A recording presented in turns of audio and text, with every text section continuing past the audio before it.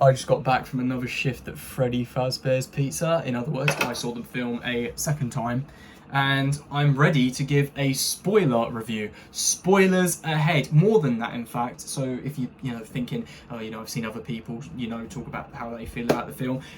There are things I want to clarify. Technically, not even theories. It's more fact at this point with how much just evidence there is of this. So I will go forth and explain this specific detail later on. But let's get into my spoiler review of this movie.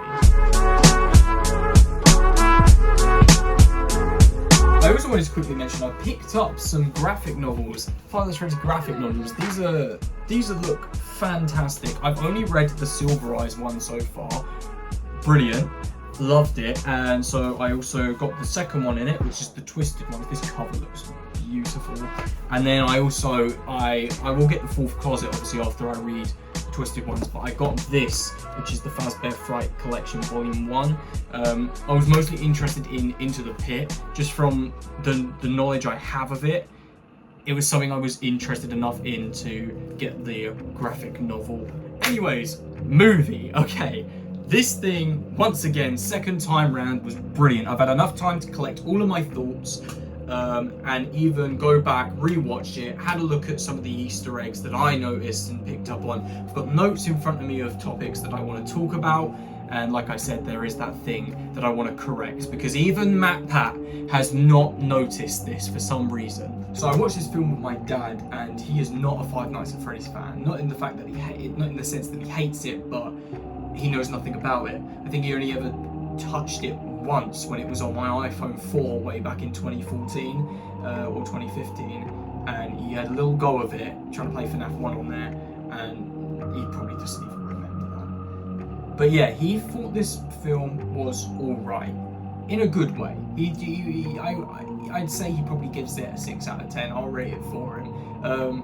But yeah, he said it was a decent film, but it was also, he could understand why it's probably amazing to someone like who's a FNAF fan like me, especially with the amount of stuff included. And then obviously after the film, I kind of did break down a couple things to him, and he understood why a FNAF fan would have enjoyed that. But someone who isn't, like the critics that reviewed it, weren't, into it that much. But yeah, so what did I think of the movie? Well, these points are probably going to be out of order, but I've just made a list of things that just went on in my head as I was typing. So, oh yeah, I want to talk about that. And so they're out of order, but nonetheless, this is my thoughts. Okay, I'm interrupting the video real quick. There are some things that I did not go over. I'm sorry about the fan being on. It's quite hot in my room because I'm rendering my next FNAF tape. It's going to take very long and the PC overheats very quickly. First thing that I didn't point out in the video that I really wanted to was I loved the relationship between Mike and Abby. I think it worked really well for the film, and it had funny moments as well in between, but you also felt like the seriousness of the situation. You understood, with Aunt Jane trying to take Abby away and have custody over her. You had some sort of weight on their relationship. So it started out, quite rough between them, quite cold, quite distant. Mike's still hurt about his younger brother, so he's probably cold towards Abby as a younger sister because he still sees Garrett almost in her. And, but by the end of the movie, he comes to terms with things and they get along really lovely. I thought it was just a beautiful, nice way to tie that up. Another thing I loved was the chronological order of the movie itself. We actually got 5 nights at Freddy's, which makes sense, right? But, with how much they leaned into Mike's backstory, I'm glad they didn't stray too far away from him actually coming back to the pizzeria each night. And the reason he came back each night was because he wanted to talk to the kids. He wanted to communicate with the spirits of the kids to discover, what happened to his brother, who's the guy that took him, and it gave him a reason to come back. This is a thing that we've said since FNAF 1. Why would you come back?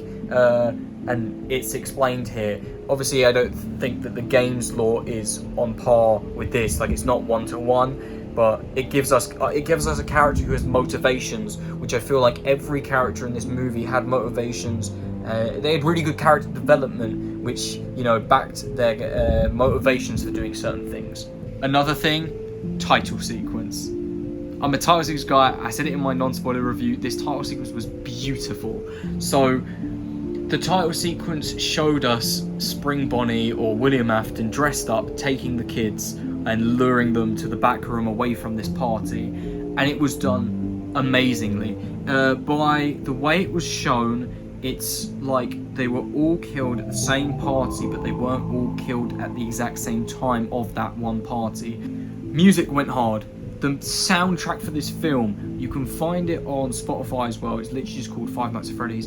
It was beautiful. The title sequence music was heavenly, godly even. Really fits the genre well, fits the whole vibe. Yeah.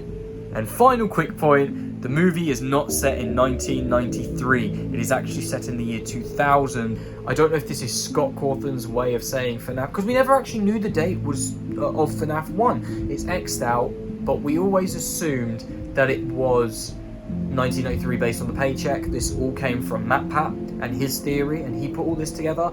Turns out if Scott Cawthon wrote this and he was the one that said this is when it's set, it seems Scott is trying to tell us that FNAF 1 does in fact take place in the year 2000, which is pretty cool. Yeah, I'm going to move on to the video because I'm about to go really in depth with my predictions for the future movies. Like, I go really in detail while also listing things that I feel like some fans get wrong. So yeah, stay for the whole thing. Enjoy the video, guys. So we're actually going to start with the end of the film, which is obviously, surprise, the Springlock scene. Now, I've seen so much debate online about this, and a lot of people seem to favour the argument that it wasn't great.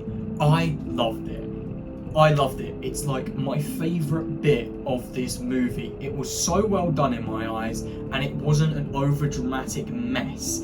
A lot of people who are saying that, oh, it should have been rated R and it should have been bloody and gory. Most of them are kids, and that would mean the film would be an 18 here, which means you wouldn't have been able to see it yourself if they had done those things. So I don't understand their argument, really. I don't think I've seen anyone grown that has made the argument that it should have been more bloody and gory, and if they are, they're not a Five Nights at Freddy's fan. They're a Five Nights at Freddy's VHS fan, which are very drastically different. One is very fan-versy, and it's, oh, we're going to try and target an older audience by making this horrifying and really graphic. Battington, Squimpus even myself, honestly. But I understand that the work I put out is fan-made. This isn't like how it is. I took it and I changed it up because I wanted it to be gory. I wanted to switch up the genre and make it darker. But that's not what Five Nights at Freddy's is. I mean, I started playing this game back when I was 12 years old. Like, it's been 8 or 9 years now. So, yeah. It's been a long time. I've had enough, you know, experience with Five Nights at Freddy's to understand that it's not meant to be bloody or gory, which actually leads into my next point. The game's deaths have always been implied. Never have you ever seen a death on screen. When they jump at you and they whatever jump scare, that's not the death. The death is them dragging you to the back room to stuff you in a suit. Just like, let's take FNAF 1 for example, you never saw your death, but you saw the aftermath of it when you're stuffed in the suit, sitting in the back room on the game over screen. Death was always implied in FNAF, or it was shown through like an 8-bit minigame. It's never been it's never been rated 18. So I don't know where this argument has come from, except from the community of FNAF VHS fans that have only got into FNAF because of FNAF VHS. So another big argument I keep seeing in a similar way is the Springlock scene. William is not screaming in pain and frantically panicking, okay? I don't see why people think this other than the fact of FNAF VHS. Squimpus was the first to do it, I believe, and it's just manic screaming, horrific screaming, and gory screaming. I believe Battington has done the same thing. I've done the same damn thing. But you have to understand, the game is just 4 pixels wiggling on the screen with blood going, like, you know, I guess because they've really made it out how painful it would be, and, you know, you'd be screaming. But after seeing it in this film, I see it as more realistic. William, or anybody in that situation, would go into shock right? And everything would be tunnel vision. You would be so focused on not having those other spring locks go off. You would not be frantically panicking, especially if you're the creator of them, and you know that, like, okay, look, these are about to all go off if I don't stay calm. He tries to stay calm, that to prevent the other spring locks from going off. You can see this. He's heavily breathing. It definitely bloody hurts, but he's trying to stay calm so he doesn't die. But unfortunately, they keep going off, and eventually he gives in and thinks, if this is it, I'm gonna, come back by becoming one of you. So he gives up, and that symbolism is him putting on the helmet, the mask of this animatronic. It's him sealing his fate, and he says, I always come back, because he knows what happened to the kids once they died inside the suit. So something of that sort says, dead body in suit possessed, right? So he thinks, okay, my dead body's in this suit, put the helmet on, I'm gonna come back as my animatronic mascot. That was the symbolism. That's how I interpreted it, and I feel like that's exactly what Scott wanted you to feel and see. But a lot of people just seem to be complaining about the fact that a guy as intelligent as William, realistically, should have been panicking and screaming in a suit that he knows he needs to stay calm in if he wants to survive. So I just really hope this might sway your opinion slightly. It's okay to have a preference. If you prefer him to be, screaming and whatnot, that's completely fine. But I will not agree with the fact that it's realistic for him, especially for a character like William, to be doing that within this suit. Like, he's worn this suit way back since killing the kids, even beforehand, as we see in the picture Vanessa gives Mike, where it's her as a young girl, and William Afton, her father, is, he's wearing the spring lock suit. He's worn them for years. He's probably had a couple accidents. I know that in the books that's a situation. He's had a few accidents and survived. It just makes sense that he'd try and stay calm. It might not be his first rodeo, Anyways, I think the amount of gore in the film was perfect, even from, like, the victims, like, being stuffed, and seeing, like, Carl's face, for example, being completely chomped into, and I think it was just, it was one of those things that made me go, whoa, and the kind of videos I make, and even that made me a little bit like, damn. Even like seeing like Max stuffed into the supposed, what people were saying is Shadow Freddy suit, because of the teasers we had kept showing Shadow Freddy's face popping up. Could very well be Shadow Freddy, we won't know. I think it was just more of a reference than the fact that Max is now actually Shadow Freddy. I think it's just a reference like everything else. You had Sparky the dog reference, which blew my mind because it really took me back to 2014, 2015 when Sparky the dog was there was a whole theory on him being in FNAF 1, and you could see him in the parts and service room. And I remember believing that to be real way back then. So yeah, it really brought me back, this movie. I mean, even the calf that Matt Pat worked at, was called Sparky's, and oh my god, Matt Pat's reveal blew my mind. I nearly jumped out my seat, because it was one of those things where I was kind of clocking it as he was talking. Like, when you couldn't see his face, he was talking, I was like, I recognize this voice. But my brain hadn't put it together until I saw the face. I was like, I knew it! And the thing is, I knew he was gonna be in this movie from way back when. It was when Dorco and that said they were gonna, not when they actually did, because that was recent, but when they said that they were going to be visiting the FNAF movie location. And then Matt Pat didn't get invited. Suspicious, considering he's like the FNAF guy, like alongside Markiplier, I would say. And he's an actor as well. I think people seem to forget this.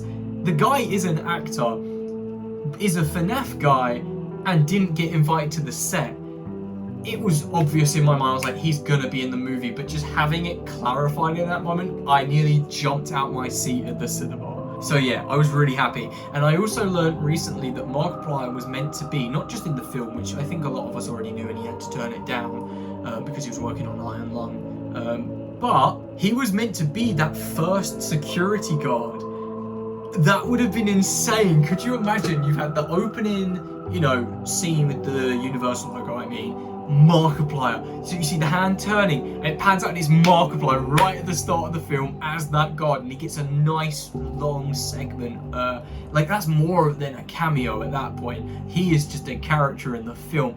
I would have loved that, because We've all been wanting this since 2014. It's such a shame that he was not able to be in this movie, and I hope he's able, and I'm sure he will, because, you know, I'm sure Scott even wants to get him in one of the movies. So in one of the sequels, hopefully, that we get, you know, or prequel, but I think I've heard a lot of people talking about how it's going to be a sequel or something like that. No, it's probably just rumors, but you know. But yeah, he's definitely got to make an appearance in future, and I hope he can reprise that role that he never even had, of being a security guard. Maybe we see the FNAF 2 location, maybe we see a brand new Freddy's location that, you know, is just completely unique to the movies. But yeah, seeing the characters get stuffed, though, I know I'm, like I say, jumping back and forth here, seeing the characters get stuffed was insane. Like even in the scene where you see the body, you know, Mike sees all the previous people that broke in dead within these suits. There is Sparky's suit, I believe, that is now fully constructed, most likely with a body inside, and I kind of believe that could be the security guard, maybe? Not 100% sure on that one. Okay, so here's the secret thing that I wanted to talk about that nobody has noticed. I said this once on my Discord and I blew people's minds, and they're like, oh my god, you're right. Like, how has no one noticed this? Like, by the way, I thought everyone thought the same as me from way back from that first teaser at the very end, the torture machine. Right? From that first teaser, I didn't even think of it as a torture machine. I just assumed it was the stuffing scene.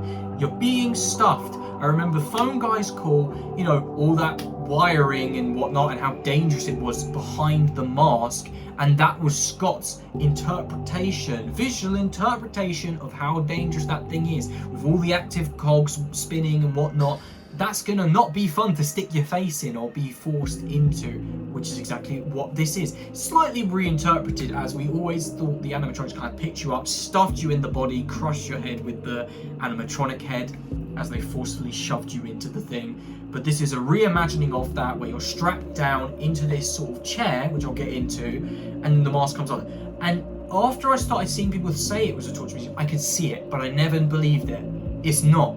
And it was only backed, and this is where I get people on this point, in one of the trailers, I think it's like the videotape where the woman is introducing you as the security guard at Freddy's. There is a scene where they are constructing an endoskeleton. They're like making repairs on it or whatever, and that endoskeleton is sitting on that same chair. It's a construction bench. The chair is what they prop the endoskeletons or the animatronic suits onto for maintenance repairs. That is what that is. It's the version of having the metal table in Parts and Service, where when you were stuffed in the game over screen, the stuffed version of Freddy would sit on that. That's what that chair is. You see them making repairs, and I assume that's how they kind of construct the endoskeleton. They have to hold them down somehow so they don't fall off the seat. Wherever they hold them down, they can do their repairs and they send them off. Same goes whether they're fully in costume or however that works. This was my interpretation of the fact that, the mask is coming down, you're being stuffed into the suit, it doesn't look fun, it happens to the guard right at the start of the film, and it's not like William Afton rocked up to the location, dragged, his body, and then put him in this thing, locked him, walked off. It was Foxy. Foxy's jump scared him, dragged him away to that room, which we see happen with Mike as well. He's locked into the chair, and the mask comes down. For further clarification that it isn't William coming into the building, when it happens to Mike, he even specifies to Vanessa that they tried to kill me.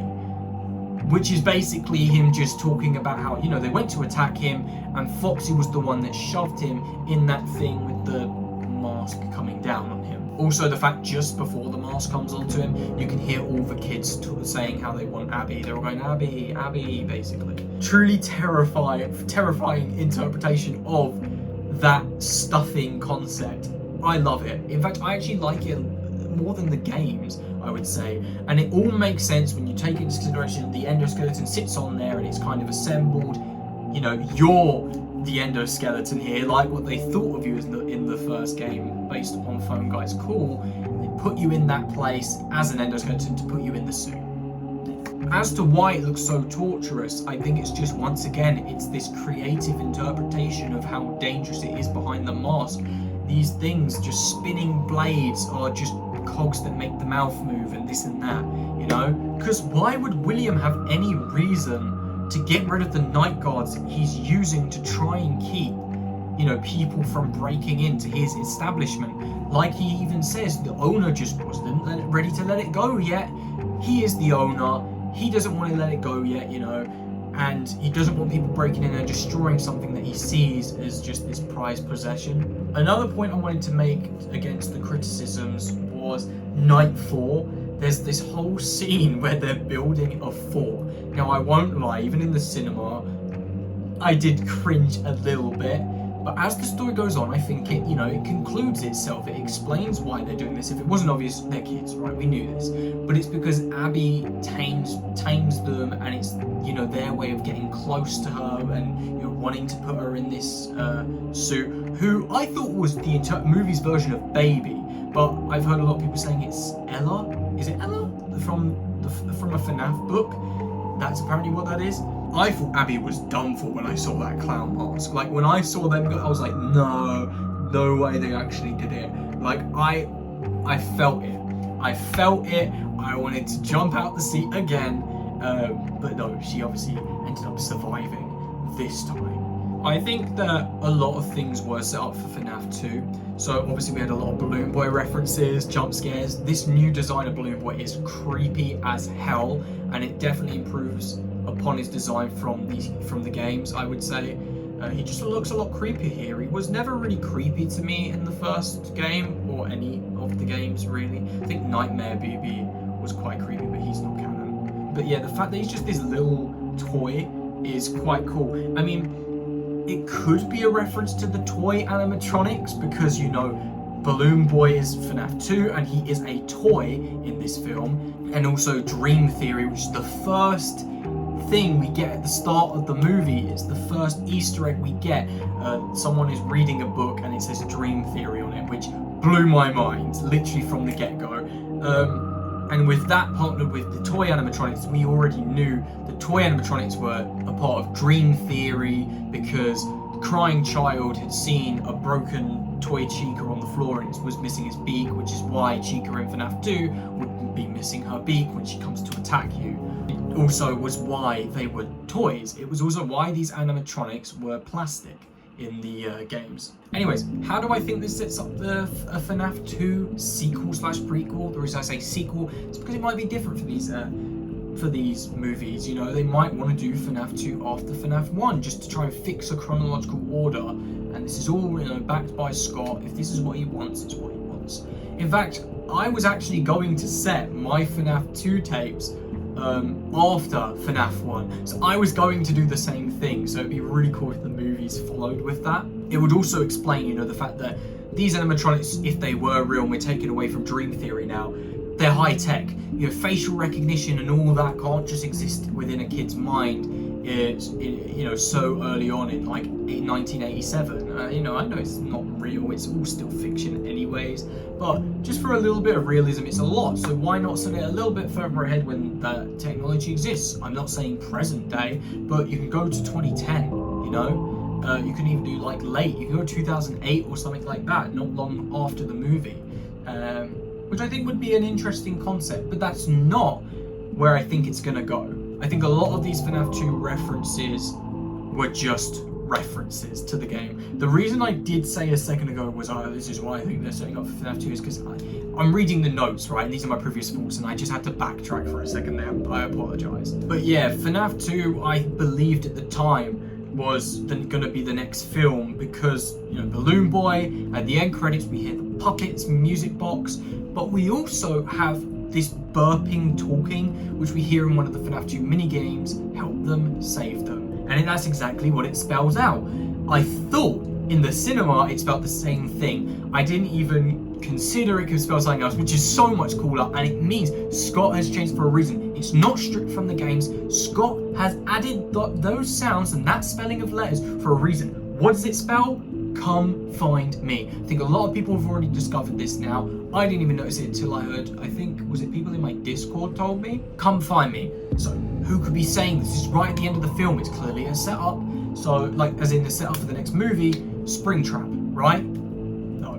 I don't believe this is. I thought it was Springtrap for a second. What makes more sense is, I promise you I'm not crazy. Garrett, man. It's Garrett. The whole film, Mike is trying to find his brother. He's trying to find the killer, obviously, and he's already discovered that now. Conclusion. But what's not concluded is we know Garrett's dead, but there's nothing more. We know FNAF, dead kids don't just die and nothing happens.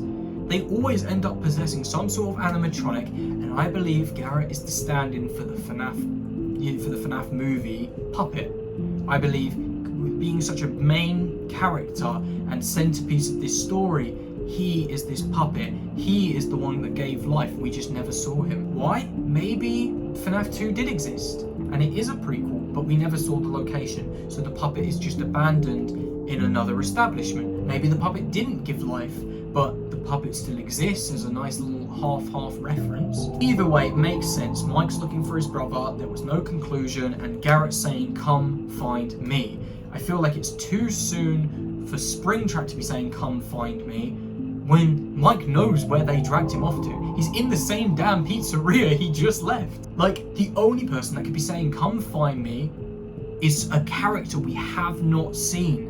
Somebody that we don't know where their location is. Somebody that wants us to find them. Somebody we need to look for. Garrett. Okay, so what do I think is the future of this movie now? So after actually thinking about it, I backtrack myself from FNAF 2 being a prequel or a sequel. I actually think sister location. Why do I think sister location? Well, these movies, Scott had already said, was just going to be key events that were pinpointed, taken from the games and reimagined on screen. So you know, it was adapted for a new audience, someone who did not know Five Nights at Freddy's. You set it up, you explain in detail, and you conclude. That's the setup for 3 movies, a beautiful trilogy for someone who does not know Five Nights at Freddy's. So you have the first film is all about Mike Schmidt in this film. I don't believe it's an Afton. I think Vanessa is actually the new stand-in from Michael Afton from the games. I think she's the new character, which I'm completely okay with. And I actually don't like Security Breach. Sorry to use Security Breach. I really don't like that game. So to have Vanessa completely switched up and reimagined here did wonders for me. Anyways, FNAF 1 sets up Mike's backstory. He's struggling, he's got a younger sister, this, that, and the other. We've already seen the movie if you're watching this video. FNAF 2 must focus on William. It has to. If you're going to conclude it, and it's going to be almost a standoff between Mike getting revenge for his brother and William, who obviously wants to kill Mike, to have that dynamic and have us truly understand these two characters and their motivations. You've explained Mike, you have to explain William. It's just the way trilogies usually work in this sort of sense. So the second movie, okay, let's base on William. Would we go back in time to when he committed the murders? Back into, I don't think it's possible for us to necessarily have a center focus on a killer like that, like a child murderer. Focus on him. You haven't got anyone to root for, considering your main character is the bad guy here, you know? And it's not something where I feel like we should get sympathy handed to us. Like, I don't think we should feel sympathy for the character. He is just sadistic, and he's a very sick person, as even Vanessa states. I think Fredbear's Family Diner would just be too confusing and too boring, because there's no kids possessing anything. It's just a man who loses his son if you want to do Bite of 87 type of stuff. Maybe Vanessa is the one who's really, tragic incident. She watched her brother die after messing around, like I say, the stand-in for Michael Afton. This is why I think the rumours are true, that it's a sequel, because this will make more sense. How do we dive deep into a character that is completely evil and sick, in a sequel where we know he's already dead, essentially, in the back room of an old abandoned Freddy Fazbear's Pizza, without having to, root for him or whatever? Center focus on Vanessa, his daughter. We learn about her backstory. Maybe we get some flashbacks to her childhood. As we saw, she was really traumatized about her childhood and, knowing what her father was doing clearly, right? Maybe we get flashbacks of Vanessa's life. Vanessa is the focus point. She becomes the main character. And it would make sense. She played such a big role here, but we knew and learned barely anything about her. Second movie is the perfect way to do this.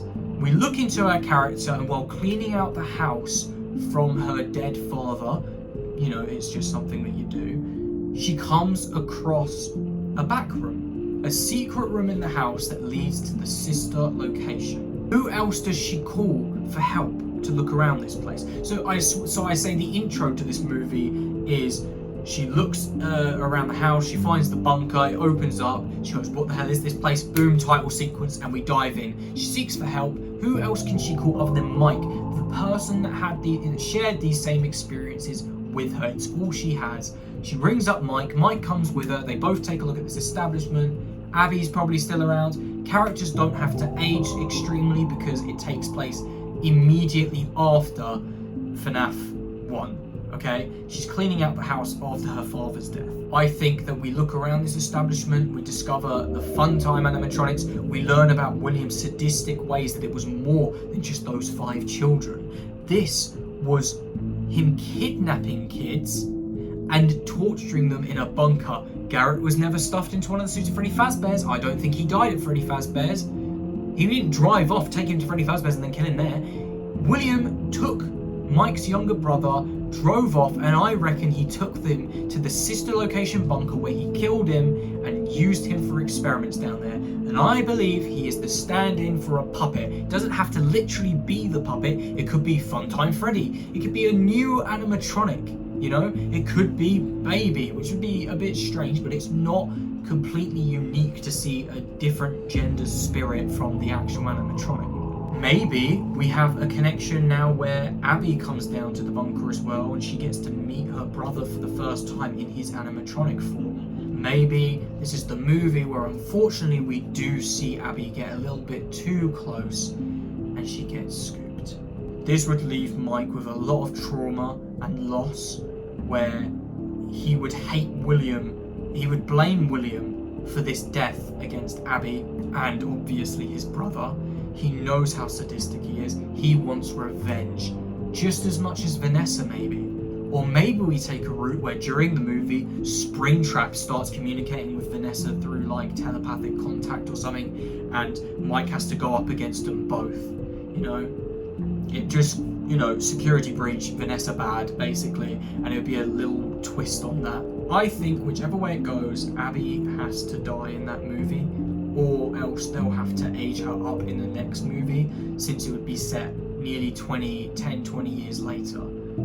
It's probably 20 years, because if I'm saying it's directly after or a year after FNAF 1 movie just took place, it's going to be like more than 20 years. So Michael will have to age quite a bit, and I don't think his sister, they'll bring her as an older character. I think they'll use that anagram that spells out baby, Abby, baby, and that's it. That way they can keep the character around without needing to age her, since she now possesses this baby animatronic. I think that Mike or Vanessa, it might just be them paired up, like I say, she could switch sides. But Mike is going to have to go against Springtrap, and it'll lead us with, he'll have so much vengeance, and he will, you know, want revenge. I just said the same thing twice. It will lead us into a sequel after FNAF 2 movie, like the second FNAF movie, not FNAF 2 the game, where FNAF 3 takes place.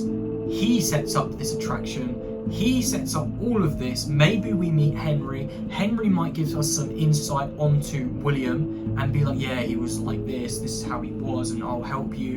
And then they burn down Fazbear's Fright, which is obviously a whole movie where we see the rotting corpse of Matthew Lillard. Well, not the actor, hopefully. Just William Afton's rotting corpse in this animatronic suit. He comes back, it's going to be badass, and we're going to take him down, we're going to burn this place to the ground, and that will be the ending of these movies. I think it is a nice, neat, tidy way to keep Scott's main canon games together. He's reusing his canon ending, which was FNAF 3, which he wanted to be the ending but changed it because people weren't happy with his game. This is his chance to redeem that. Sister Location was his first big game he made. It was the first game where he had voice acting and cinematics and all this brilliant stuff. It really changed up the game. He's going to want to include that. It was the first thing that really switched up the lore and dove into the Afton family. Here we are. So yeah, those are my thoughts on what is to come next, and I'm pretty confident that I'm right, just because of how nicely things line up. But hey, I am open to anything. I am here for these movies.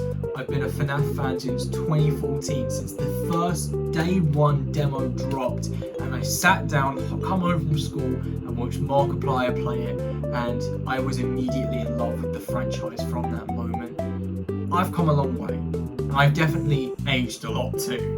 So I'm glad the movie didn't come out back then, otherwise I wouldn't have been able to see it, you know, because I would have been too young. And I'm sure most of you guys are. Some of you guys are giving me a bloody heart attack, you know. Like, you guys are telling me that you were 5 years old when Five Nights at Freddy's came out. You guys make me feel ancient.